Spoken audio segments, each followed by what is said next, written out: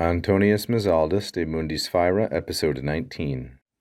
Omne genis rebus sphaeram locuplatat alitque.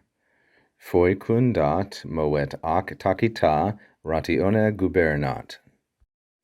As Mizaldus continues, he talks about the ways in which God, Deus est author, from the previous portion, the ways that God takes care of the sphere, the world he has created. In all sorts of ways, omnigenis rebus, with all manner omnigenis of things, he enriches locuplatat, the sphere, and he nourishes it or cares for it. So here we have the feminine singular accusative object, of course, of these two verbs, locuplatat and alit.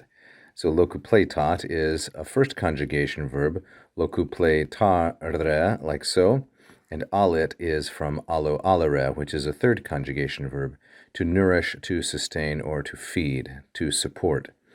The second line then contains three more verbs. I suppose first I should mention that omnigenis rebus is a feminine plural ablative of instrument.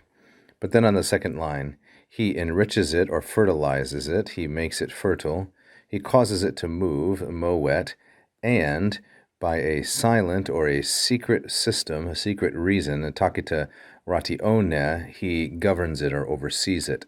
I've added the macron here, the long mark over the A in tacita, to show that this is a feminine singular and ablative of instrument once again, just like omnigenis rebus.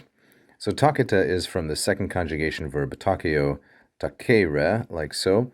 This is, of course, the fourth principal part. It's takeo, takere, takoi, like so, and then tacitus a So here, as a perfect passive participle, it's modifying ratione.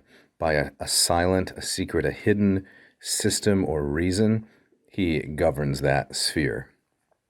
So, sphaeram is actually the object of five verbs, locuplatat, alit, foecundat, movet, and gubernat. If you enjoyed that little video lesson, please go ahead and subscribe for us, click the bell and so forth. Check out the other videos on this page, leave a comment, and please be sure to check out our Patreon page as well.